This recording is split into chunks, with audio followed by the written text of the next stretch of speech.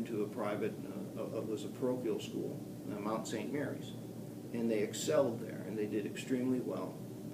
And in fact, it was because of my daughter's high school chemistry teacher at that high school that she ended up deciding to teach chemistry as a career as well.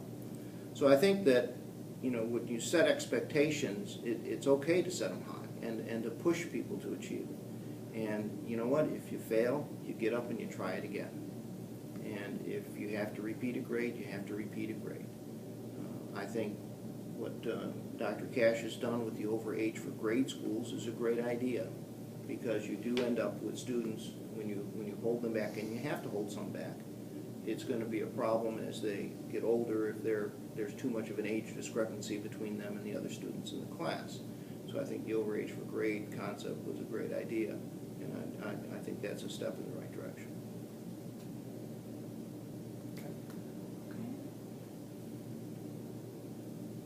Who do you work with in your district to confront and resolve issues, and what types of collaborations can you help establish to accomplish the changes that you feel are critical for Memphis City Schools? Well, in my district, there are, the other district councilmen are Jim Strickland, Bill Boyd, Bill Morrison, the other two super district folks currently are Kemp Conrad and Reach Hedpeth. In addition to that, the super district also includes one of Wanda Hallbert's precincts, a couple of Harold Collins precincts, and a few of Berlin Boyd's precincts. I've already reached out to and met with Jim Strickland and Berlin Boyd. I have an appointment with coming up with Bill Boyd soon to sit down with him as well. I think it's important to work for collaboration. Wanda and I, of course, have known each other from when she was on the Memphis City School Board, and I attended her town hall meeting that she had a couple of weeks ago. So establishing relationships and working together is the way to achieve things. And sometimes you're going to disagree on issues, but I think sometimes you can use good persuasion to work together. I think everybody wants the city to grow and prosper and achieve. I think we all may have some different points of view on how to do that, or the best ways to do it, but I think we can all work on that common principle. How will you go about addressing these concerns with the city council if you were in a meeting outside of collaboration outside and Memphis City School elected board officials? Well, the interesting thing, of course, with the Memphis City School Board elected officials is we're still in this quandary about what's going to happen with consolidation.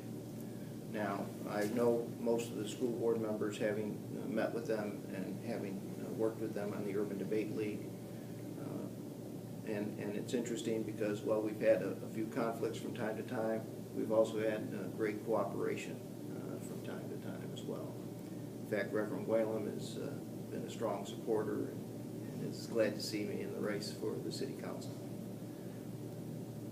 We need to maintain that communications. One of the things that disappoints me when I go to a Memphis City School Board meeting is that there is frequently no representative from any of the city council positions at the meetings.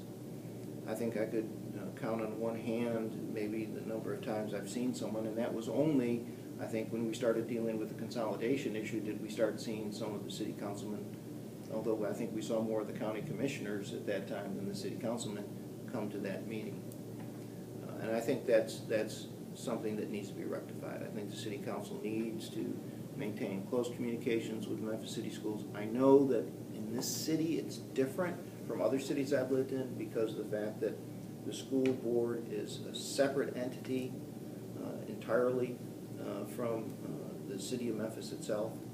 And I think in some ways maybe that's where part of the problems occur, because the city council doesn't feel it has any say in the way the funding is done or how the money is spent. And I think one of the things that I would do, by the way, as a city council person, is I also tend to look closely at everybody's numbers. And I've always looked closely at the Memphis City School budget, and I'll continue to do that.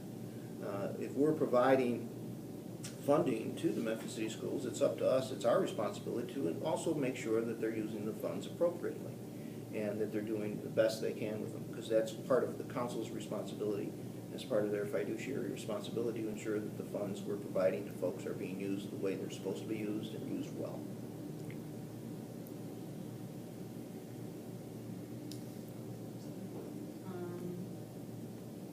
Do you think all children deserve an equal opportunity to achieve success? Why or why not? Every child deserves an equal opportunity. The outcomes won't always be the same, but everybody should have the same opportunity. When I was a young man, I had as much of an opportunity as anybody to achieve, and a lot of my classmates had the same opportunities. Some chose to take those opportunities and do the best they could with them. Others didn't. It's just the way an individual does things. You know, people make choices over the course of their lives, and that's going to impact. But everybody should have at least the same opportunities. You give them the same opportunities as far as the quality of the education, the best education you can give them, and then they should, you know, that's all you can do. At that point, then it's up to the individual as to how well they want to apply themselves. If a student studies every night and tries to do their best in class and values education, then their achievement is going to probably be better than those who don't follow that norm. What are your views around the consolidation issue? I think school consolidation is the right way to go.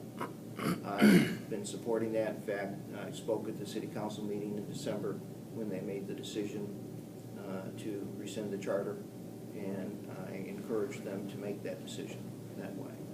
I think that by doing so, we then provide the same opportunities for every child in the county.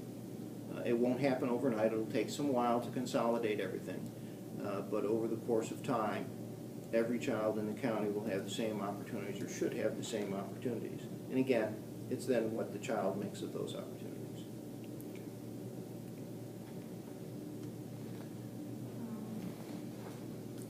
What are your thoughts about moving forward in terms of strategy for the consolidation issue, and how can the city council help to address these areas? Well, right now, there's been so much misinformation out in the public domain about what's going to happen with consolidation, or what all the problems are going to be with consolidation.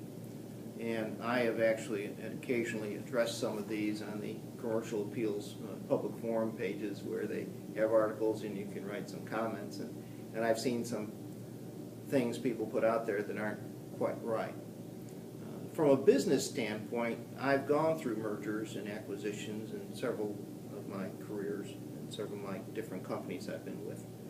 I've acquired companies and I've been merged into other companies from time to time.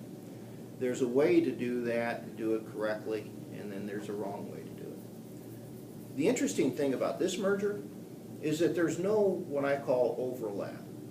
It's not a question where you're going to say, well, we're now acquiring all these schools, so therefore, because we have overlap, you know, we're going to close this one and keep this one open. There's no overlap involved. Likewise, for instance, the textbook issue. Somebody says, oh, well, now we have to go out and buy all new textbooks. Well, no, you don't. What you have to do is decide which textbook program you're going to continue with, study it, decide which one. Are you going to continue to use the county, or are you going to continue to use the cities? Then whichever one you decide on, then you go out and buy. So you don't have to buy new books for everybody. You just have to buy new books for one or the other. Likewise with the bus services. You don't say, oh, now we have to find a way to consolidate the bus services. No, you don't. You just let each contract run until it expires. Then when that contract, whichever contract first comes up for expiration, you know, because the county says, well, we own all of our own buses and we have our own buses, fine. Durham's got the bus contract right now for the city schools. Let that contract run until its expiration, although there's probably a clause in it maybe when they renegotiated it that says, you know, this could be terminated with if there is a consolidation. I'm not sure. I haven't read the contract for the Durham school program for their bus system services. But the fact is that if that goes on for a particular time, we're still going to need it. Those kids are still going to have to get to school. So there's no reason why you can't continue to administer that. And if you've got a good, competent person who you think is in charge of the school's bus system you've got in Shelby County, well, then